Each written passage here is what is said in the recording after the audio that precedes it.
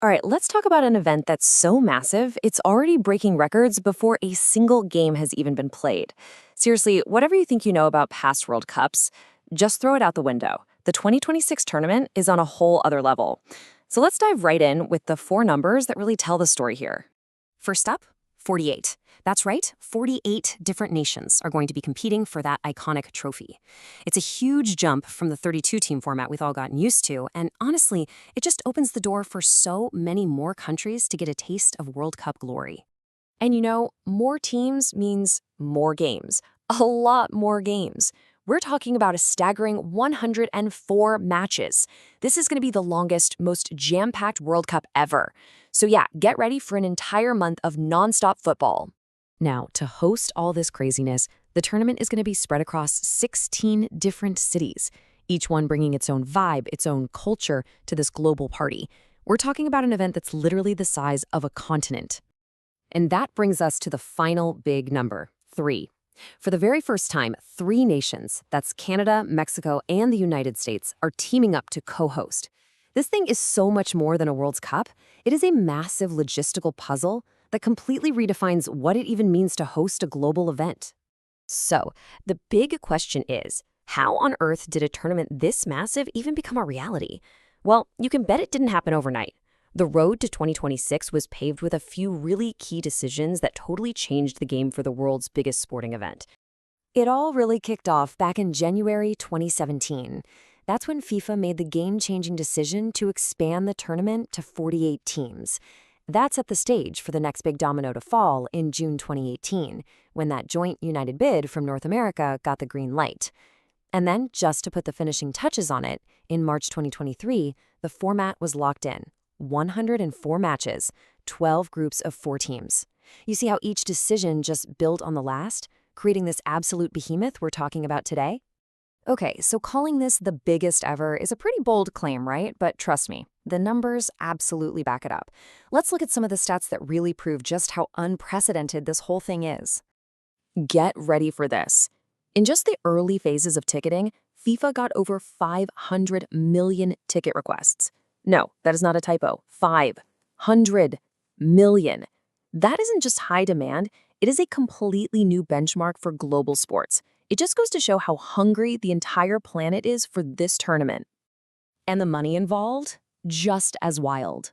A record-breaking $727 million is being set aside just for the teams. Think about that for a second. Every single one of the 48 nations gets $1.5 million just for prep work. And the prize for the team that wins it all? A cool $50 million. And it's not just fans and players who want in. The desire to be a part of this thing is unbelievable. Over 1 million people have applied to be volunteers. That is a world record for any sporting event, period. It just shows you that people from all over the world want to be there, on the ground, making it happen. When you start putting all these numbers together, you see the bigger picture. It's like FIFA legend Alexi Lalas said, this is shaping up to be way more than just a soccer tournament. His words were, when all is said and done, it's going to be the biggest cultural event in history. And that just perfectly captures the sheer scale of what we're looking at. Okay, so we've talked about the big, mind-boggling numbers. But what does all of this actually mean for the millions of fans who are going to be traveling all over North America? Let's get into the nitty-gritty, the reality on the ground, because this scale creates a fan experience and some challenges like we've never seen before.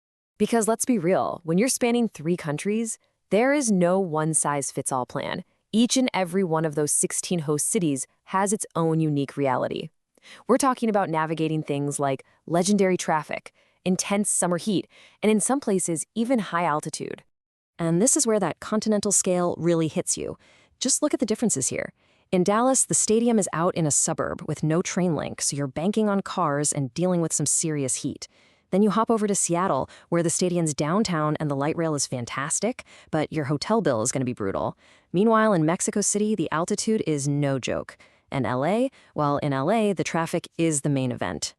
Let's put 2 cities side by side just to really drive this point home.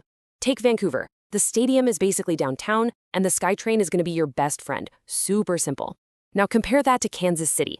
Arrowhead Stadium is way out there, public transit is pretty limited, and you better plan for that classic American tailgate traffic. The takeaway here is crucial. You have to do your homework on your specific city. So, if you're one of the millions of fans actually planning to go, here's your cheat sheet. Number 1, research your city's stadium transit like your trip depends on it, because it does. 2, plan for the weather. The heat in Dallas and the humidity in Houston are the real deal. 3, budget for surge pricing on pretty much everything. And finally, always give yourself extra travel time. And if you're hitting up Mexico City, trust me, you need to pace yourself. So with all this incredible scale, more teams, more games, more cities, you gotta ask, right? What's the end game here? What is the whole point of making an event this huge?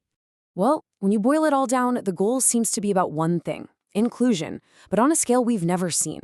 More teams from every corner of the globe get their shot. More cities get to be part of the celebration. And more fans than ever get to experience that World Cup magic for themselves. It's a very deliberate plan to make this the most widespread, most representative tournament ever. And that leaves us right here. We know for a fact it's the biggest tournament ever held, but as the entire world comes together across 3 nations, it raises one last question. Beyond the records and the trophy, what's the real, lasting legacy of a sporting event on this kind of monumental scale? What's the real, final goal? I guess that's something we'll all start to figure out in 2026. Thanks for joining me on this explainer.